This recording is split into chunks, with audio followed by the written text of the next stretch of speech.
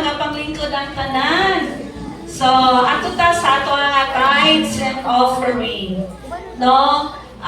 Sa kuha naman yun pero mamintinan ni nato na madunggan, no? Ang tithes and offering. So, reminders lang sa tanan, no? Unsa kay tithes and offering. In the Old Testament, God told the Israelites to give a tenth of their crops and flocks, no, para masuportahan ang mga libita.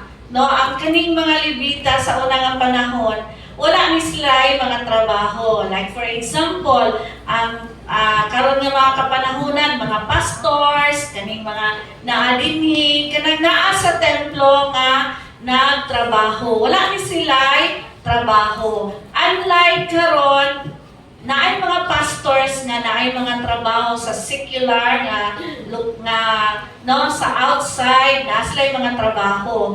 So sa una nga mga panahon wala sila trabaho. Mauna nga inan yun ang mga Israelites nga daton yun nila ang ilang mga ikanapulo o mga halal na siya sa Malakay 3:10. So now sa ato nga New Testament, no, karon sa bag-o nga katugunan, it teaches us to give generously, cheerful and regular giving to support gihapon sa ministeryo sa Ginoo and those in need. No, iyon pa sa 2 Corinthians 9:7, maghatag ta willingly sa kinasing-kasing nga dili siya pinugos. Kay sa una nga panahon, pinugos gyud siya kay para ato ang mga libita na makaon. Pero karon nga mas bugat pa, no, mas bugat pa karon nga kapanahunan kay tungod para man kini nga matudloan ta nga mahimo nga gihatagon kay ang mga katawhan man gyud, no, dili gyud siya dili nato ikalimod nga ako, unsa na lay ako, unsa na lang bumuhatag ko, unsa na lay ako, unsa na akong ipamiliti, unsa na lay akong makaon, ako. Mao nay kung maghatag ta mamahimo nga mag-break ang ato nga pagka-greed, no, sa ato nga pagka-stingy, sa ato nga pagka-dalo, no. Bukat kayo na, basta dili in English. O binisaya, bukat kayo sa atong pagkadalo. No? So, mauna yung din na, na yung mga reason, sa lang itong mga reason, no, para ma-break ang ato nga pagkadalo. No? Ang ikaduha, it honors God first. No? Once na itong ihatag, ang atong mga ikanapulong mga halal, mamahimo nga giving from the top of your income shows God has first place in your life. Makita na, ato mapakita ba nga, si Lord yun ang una sa ato ang matag kinabuhi. Tungod kay nakadawata, ani nga mga money, ato ang gihatagan siya og portion, which na ato ang gisunod ang 10%, no? Ato ang set aside ang 10% para no unang purpose to honor our Lord Jesus Christ and to honor and ganang mahimo siya nga una sa tanan nga aspeto sa atong matag kinabuhi. Apil ang financial nga bahin. Ikatulo, it builds no trust. Giving away our portion helps people rely on God for their daily needs instead of their own wealth, no? Ato bitaw nga ihatag kay Lord nga magsalig ta sa iya ba, Lord, wala naman ko'y ako ni ihatag, Lord, pangbugas na lang ni nako, pangingani sa pagbayad sa mga utang. Pero kung imo na nagihatag igsuon, maka-build na siya o pagsalig sa Ginoo. Lord, ako ihatag, ikaw na'y bahala. Ingon man siya, test me in this. So, mga igsuon, mauna, maka-build siya o trust. Ang ikaw pa, maka-fund siya sa ato ang ministeryo. Kabalo mo mga igsuon, Mga natay mga bayranan, mga kini, rental, dayon suga, tanan ang staff. Siyempre, ang atong pastor sa tanan ginato og love gift, no? Love gift. Ug ang uban pa nga mga gikinahanglan nato dinhi sa church. Mga igsoon, 20 years na ta sa JIL Valencia. Kung wala ang inyong suporta, kung wala ito nagkahiu sa mga igsuon, sa paghatag sa ato mga panalapianan nga bahin, sa ato ang mga tithes and offering, napabaghata karon.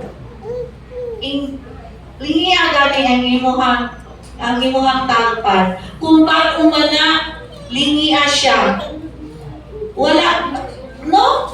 Makita na to sa pagkamaayo sa atong buhay nga Diyos, wala tayo suporta gikan sa gawas, no? Sa JL nga ministeryo, wala. Ang nag-support yun sa JL, local lang. Kita mismo ang nag-suporta sa JIL Valencia. Mga mga igsuon, mga unang-una nga, no, umuhatag di ay ta, kana it will run, no, sa ministeryo sa atong buhi nga Dios. No, naatay mga mission, no, mga mission. Although once a month na lang ta mag-adto sa JIL San Fernando tungod sa panalapianan nga bahin, no? So mga igsoon, ang nihon ko kamo, give and give, and the Lord will give, no, sa ato ang mga gikinahanglan. So, hangtod naapatay kinabuhi nga igsoon ang JIL Valencia naapagyud, no? Naapagyud kay naamay nagkahiusa na nagsuporta sa ministeryo sa atong buhi nga Dios. No? Ingon pa rin ha, I love this family. Kung naay mga ingon, mag-sit. Thank you sa mga kasing-kasing sa ato ang mga kaigsuunan na musid willingly. Amen? So, let us, panayon kita mamuhatag sa ato mga ikanapulong mga halal. Ako kayo ni mga igsuon o tabang aron mapadayon ang ministeryo sa atong buhay nga Dios. Si Lord ay bahala sa ato ang mga gikinahanglanon kay tungod naghatag man ta sa ato mga kanapulong mga halal. Amen? Amen. So let us pray. Ginoo nga labing kamahanan. Salamat kaayo sa pagpanalangin nimo kanamo sa amo ang mga pinansyal nga bahin. Salamat Lord na imo mi nga gitudluan nga muhatag yun sa amo nga ikanapulo mga halal para moran ang imong ministeryo sa JIL Valencia. Salamat Lord na padayon ka nga maghatag sa pinili-pilo nga mga panalangin sa matag usa o God. And this morning na mag-gather, ikaw mga panalangin ini. We bless you, we honor you Lord. In Jesus' mighty name we pray. Amen and amen. Pwede na ka maghatag.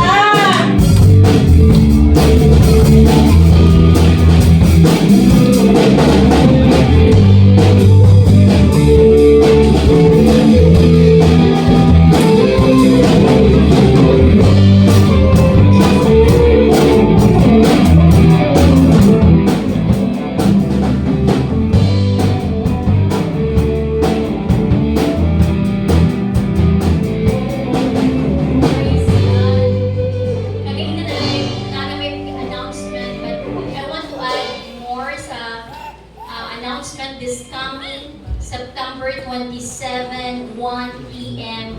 Sunday, walay simba day, walay simba sa morning because all of us will go to Cagayan de Oro City kay ang simba nato sa Limkitay Atrium. That will be our 40th regional anniversary and our speaker is si Brother Eddie Villanueva. So, I encourage katanan ng mga naisakyanan, please make your cars available nga pwede masakyan yun.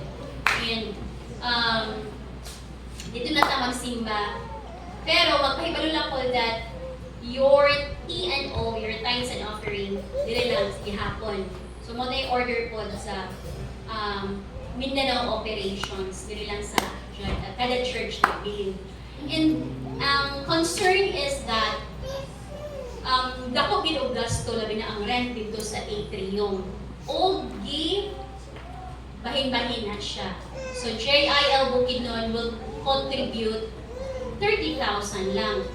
And daghan kaayo ang daghay mo tabang sa ato. So ang bahin sa JIL Valencia is only 5,000. Pero 1,000 ana ang pastor ang shoulder. So I want to be transparent, 4,000 lang sa members. So atong buhatan ani. So I suggest ang suggestion na ako, mo na gid ko ni. Kanina na ba ko, nga na suggestion. So I suggest, mo na akong tumanon, nga every Sunday, let's give whatever we can. Nga ma-reach na to ang 4,000. But ang akong prayer, more than 4,000. Okay? Sa akong natanawan, dili kaigo ang available nga mga sakyanan nato nga mga kaigsuonan. Plus na kay JIL San Fernando nga they need help also nga. Kailangan ta mag-rent old van for them. Matabangan po sila sa ilang fuel. So much, kaya ganang 5,000 nga ato ihatag, i-contribute sa region, wala na siya fixed, pero ako may kuan. Duharang good ka van, so pila rin mag-igo sa van, 15, na to, or maximum 16. 30. So 32.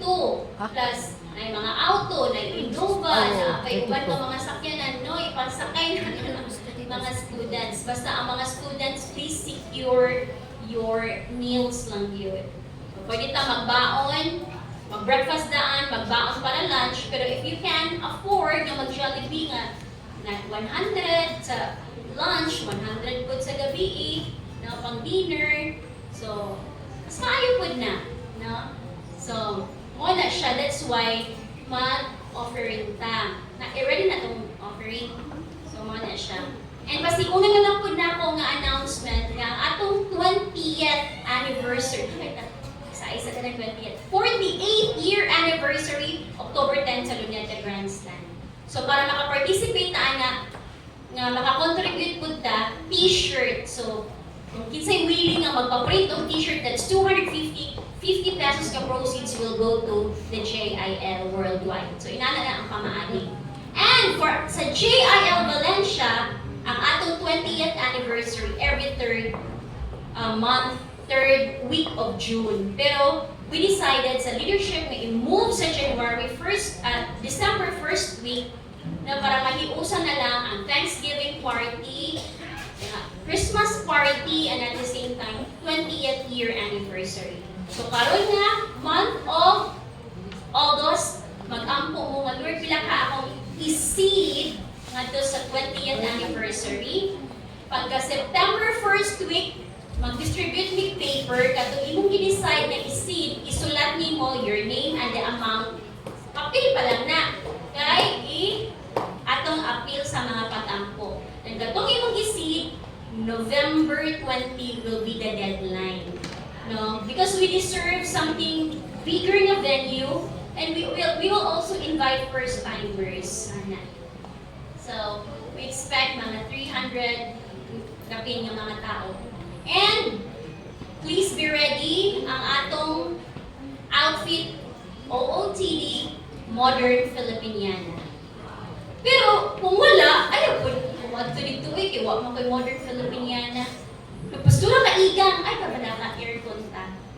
So, unya na mo i-reveal, basta na ang, humana ang plano tanan, ang i-reveal dire, no, kay para, so Modern Filipiniana sa kaya magbarok, pero kung hindi nyo kaya magbarok, tindog na kay Elmer, pwede siya beige ka para na, ingon na, shades of beige, brown, inanarata, walay mag-blue ng Modern Filipiniana, mag-pink ng Modern Filipiniana, mag-violet, ayaw mo maglahi. Kanang gisuot ni Richie, pwede pa siya, mga kanisuot ni Lalay, ngayon ana. Then beige, khaki, harata maglaro. So, para mapangandaman na. But then again, kung wala, it's okay. Kung unsa ka imong sulod, wala problema. Ang importante, ang imong presensya o ang imong seed. Seed.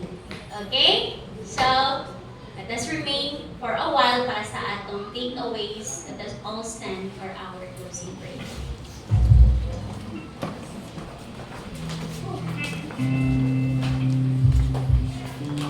Let us pray. Heavenly Father, we thank you, O God, for this day. We thank you, Lord, for the word that we have heard and we believe, O God, has enriched our hearts, Lord. Build in us, O God, a heart that always respects, always shows kindness, and never feels too proud. A heart that forgives and chooses peace always. May all of us, Lord, be united always. Keep us grounded and humble in all ways. And may we always live life mirroring your character. As JIL, O God, and as one family, Lord, help us to be better together. And by faith, O God, we receive our portion today. Bless also our pastor, Pastor Amay, and Daddy Rene, and all of us here, O God. And as we start this week, Lord, may you guide us and lead us. Seal this prayer with your most precious blood. We give back all the glory, honor, and thanksgiving to you. In Jesus' name